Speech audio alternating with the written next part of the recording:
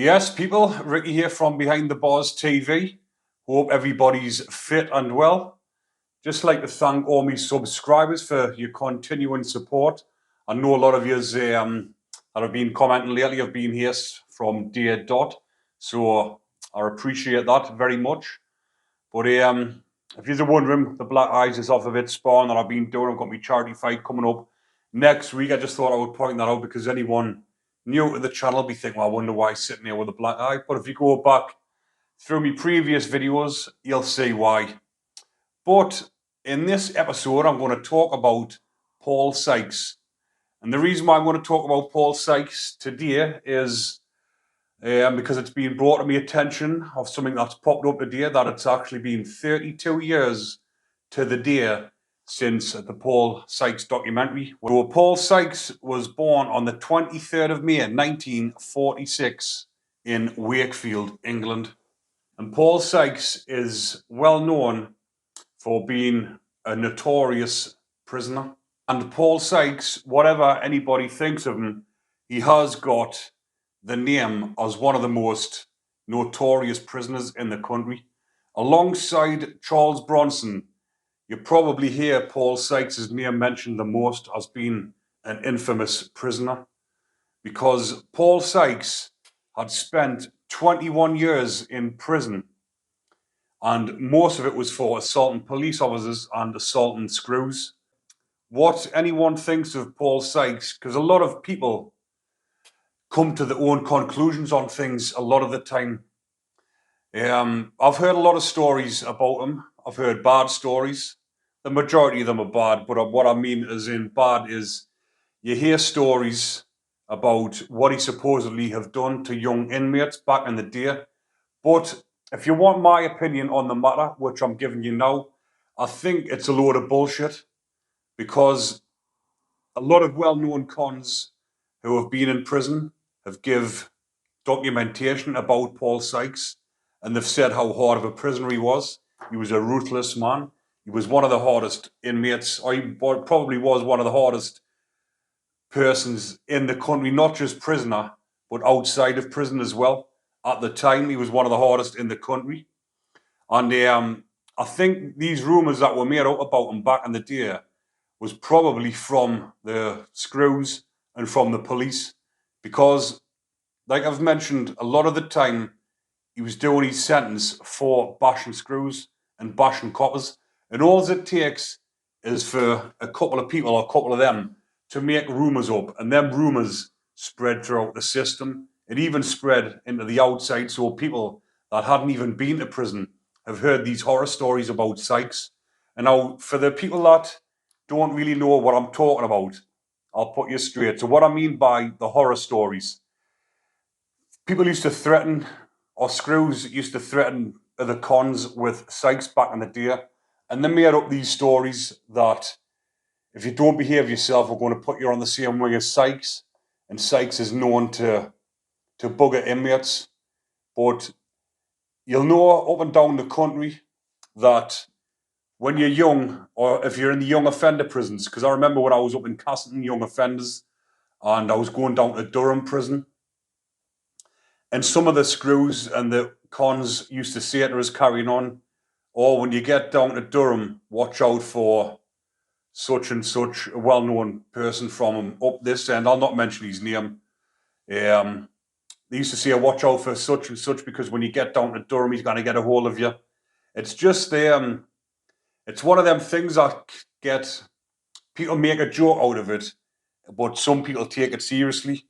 Bit like, I'll put, for instance, when you're in the younger school, so you're in junior school and you're going into senior school, all the kids will be putting the shits up you. The older kids are already at the school saying, this is an instance of what happened at my school. Used to say, when you go into the big school, you're going to get chucked down the bank on your first day off, the bigger kids. And everyone was shit scared. They used to put the frighteners on you. So now in the prison system, when you're a young prisoner or you're going into the adult prison, they would make up a name of someone, or somebody that's well known, that's in the system in your area. They'll say, like, when you go to prison, you're going to get buggered off such and such. or when you go there, he's going to get a hold of you. So watch what you're doing and all that. Yeah, just to put the frighteners up on you. So I think this is what's happened with Sykes. They've used his name and they've put the fucking shit so people saying, oh, if you don't behave, Sykes is going to get a hold of you when he gets you there and he's going to bug you. Because like I say, I've spoke with old timers, the people that have been there, done that, and they'll put you straight and they'll say like, Sykes, he was a vicious bloke, he was a handful, he could have a fight, but it's a load of shit. It was just like a fucking made up thing saying Sykes is going to get ahead of you back in the day. Now, he's never been charged with no offences of buggering young lads.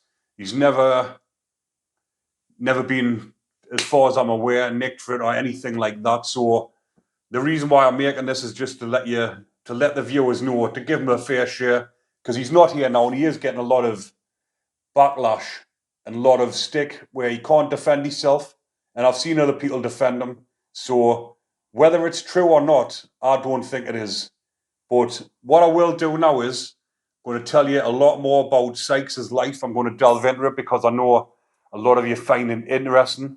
So without further ado, I'm going to get into it. Paul Sykes was a British heavyweight boxer, weightlifter, writer, prisoner, and debt collector. He spent much of his adult life in prison, where he became one of the UK's most notorious inmates. As a boxer, he had success as an amateur in 1973 and in a brief professional career in 1979 for John Gordon. Sykes was born the 23rd of May 1946 in Wakefield, West Yorkshire, to Walter Sykes and Betty Barlow. He grew up on the Lupset Council estate and took up boxing at the age of 7 at the Robin Hood and Thorpe Amateur Boxing Club. Sykes displayed considerable talent at an early age, which, with his size and ability to move, made him formidable. However, he also began drinking heavily at a young age. When he was 16, he went to Germany to fight, and the night before was carried out of a bar and unsurprisingly lost the fight. First prison sentence came at the age of 17. While in prison in 1971, he sparred with Roger Ty.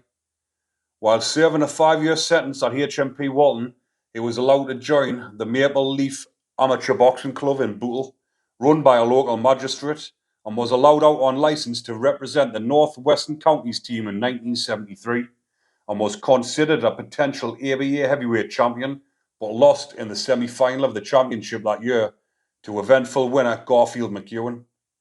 After his release in prison in 1973, he worked as a lifeguard on Blackpool Beach. Sykes' adult life was prepped with alcohol abuse, petty robberies, mental health issues, violent crime, and prison. Nonetheless, during a brief period of rehabilitation, he fought 10 bouts as a professional boxer between 1978 and 1980. On his release from prison in 1977, at the age of 30, having unsuccessfully applied for a professional license in 1973, he applied again. British Boxing Board of Council, wary of licensing a man who had spent so much of his adult life in prison, insisted that he wait 6 months before receiving a license. He finally made his professional debut in February 1978, beating Keith Steve Johnson via a first-round retirement. In his second fight, he challenged Neil Malpass for the Central Area Heavyweight title, losing via disqualification after he was judged to have deliberately headbutted Malpass in the 7th round. After wins over Tommy Keeley and Neville Mead, he again challenged Malpass for the Central Area title. In July 1978, the fight ended in a draw. In his 6th fight, Sykes knocked American David Wilson unconscious and continued to hit him relentlessly as he draped over the ropes before the referee managed to pull him away. Wilson suffered a brain hemorrhage, was put on life support machine, and needed a month in hospital to recover. Sykes' career peaked in June 1979 when he challenged John L. Gardner's British and Commonwealth titles at Wembley. Sykes prepared for the fight with 3 weeks of sparring with Leon Spinks in Michigan. This proved to be an evenly matched contest as it entered the 6th round, though the younger Gardner's stamina proved too much for the 33-year-old Sykes, and the fight was stopped when Sykes turned his back, clearly overwhelmed by Gardner's onslaught. Gardner was 7 years younger than Sykes, and this, his 31st professional fight, In contrast, Sykes had entered the fight after just 8 professional bouts. Sykes still holds the record for being the British heavyweight title challenger with fewest professional fights, having effectively been fast-tracked by people involved in the sport who had been convinced of his potential. Despite many years in prison, such was the level of interest that Sykes generated on starting his belated boxing career following his release in 1978 that he found himself in promotional photographs with Don King and Larry Holmes, and also travelled to the United States to stand in as a sparring partner for Leon Spinks. Sykes was a bodyguard to Alex Steen and sparred the future champion David Pearce. Paul Sykes said David Bomber Pearce was the toughest and most ferocious fighter he had faced during his boxing career, based on the sparring that took place at the Waterloo Boxing Gym. Sykes became good friends with Pearce and the Pearce Boxing Brothers. Sykes' manager, the highly respected Tommy Miller, later said Paul could have gone right to the top quite easily. He impressed everybody, but he was always in trouble one way or another. He'd always loads of worry on his mind. Sykes said of his ring career, "Boxing has been my salvation. It's the only sport which could have rescued me from my background." His big chance lost, Sykes was clearly demoralised, and his professional career ended in March 1980 when Nigerian heavyweight Ngozi Elwellen knocked him out in the first round of a fight in Lagos, Nigeria. It appeared that Sykes had been billed to fight Lenny McLean at London's Rainbow Theatre on the 20th of November 1979, but this fight never materialised. Lenny McLean, in his autobiography, later explained, a week before the off, Sykes went into a club in Wakefield where he lives, got well pissed, and had a ruck with 4 doormen. He did them all, but one of them got lucky and put a cut above his eye that took 8 stitches to pull together. Sykes was jailed for 5 years in 1981 for taking out a contract on a union official from Blackpool. While in prison, he set records for lifting weights. An incredibly strong man, he was the holder of the British amateur squat weightlifting record, deep knee bend 500 pounds. Sykes was classed as one of the most difficult prisoners in the UK throughout the 1970s and 1980s. By 1990, he had spent 21 out of 26 years in 18 prisons for many violent acts against prison officers and police officers. Sykes committed violent offences all over the north of England and was very well known to locals and the police in Leeds, Liverpool, Blackpool, Hull and Rotherham. Sykes was also known and respected by the hard cases in London, possibly as a result of Sykes having trained alongside and sparred with such notorious criminals as Roy Shaw during his lengthy prison career. Some apparently classed Paul Sykes as one of the hardest men in Great Britain during the 1980s. Paul Sykes is mentioned in the book Legends by Charles Bronson, an A to Z guide of the men Bronson had regarded to be the toughest in Britain. Referring to him as Sykesy, Bronson described him as a legend born and bred, and writes, "I first met Sykes in Liverpool in the early 70s, and at the time, he was probably the fittest con in Britain. A hard man from Yorkshire, a fighting man in every sense. A lot of people never liked him, perhaps they even feared him, but I respected the man and for what he stood for." Bronson then goes on to relate an incident said to have taken place in HMP Liverpool when Sykesy allegedly killed the prison's cat and fashioned it into a Davy Crockett hat. While in prison, Sykes earned a degree in physical sciences from the Open University and wrote a memoir, Sweet Agony, which won the Kostler Awards in prison literature. Following his release from HMP Hull in 1990, producer Roger Greenwood followed him in the course of filming the documentary Paul Sykes at Large. Greenwood described Sykesy as a fascinating character and incredibly intelligent. A further documentary explored Sykes' brief post-release career as a debt collector, a business venture he dubbed the Last Resort Debt Collecting Agency, Threatenograms, a speciality, and which was utilised by Wakefield businessman Dennis Flint, who sent Sykes to collect debts in Spain in addition to funding his autobiography, Sweet Agony. Sykes could not control his drinking, and his life began to crumble, and he became a notorious character in the city of Wakefield. In 2000, Wakefield Council secured a 2-year ASBO, banning him from the city centre after a string of aggressive drunken incidents, including shouting abuse and urinating in public. He was arrested in August 2003 for violating the ban by making an appointment with an optician in Wakefield, but was later released. Sykes died on the 7th of March 2007 at Pinderfields Hospital, Wakefield. His cause of death was noticed as pneumonia and liver cirrhosis. His death certificate states his occupation as author, retired, and the funeral service was held at Wakefield Baptist Church, which he regularly attended. He is buried in Alverthorpe Cemetery, Wakefield. Paul Sykes has two children who are both serving life sentences for murder. Paul Leighton Sykes is serving a life sentence for stabbing Michael Gallagher to death in a frenzied knife attack at his flat in Lopeset, Wakefield in June 2004.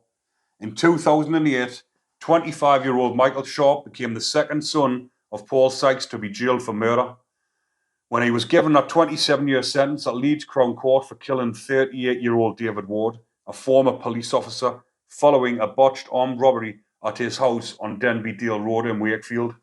Jamie Boyle wrote two books about Sykes, which were published in 2017. Boyle released a third book in 2020 to finish the series. The film rights to these and Sykes' books were acquired in 2017 by Western Edge Pictures, and as of 2019, the film is still in development. I think once this film comes to light, it will be a cracking film, especially if they're taking so long to make it. Sykes' sons, well, he's only two children, what it states here, are serving sentences for murder. Now, I've spoke about one of his sons, which is Sharpie, who I've spent time with in Frankland and witnessed him being attacked in prison. If you look back on my previous videos, you'll see the video that I've done on Paul Sykes' son. Leave that one there for now, people, but I will be doing more stuff on Sykesy and his sons. So keep a lookout, people. Stay tuned. And if you're liking the content, remember to like and subscribe. Take care.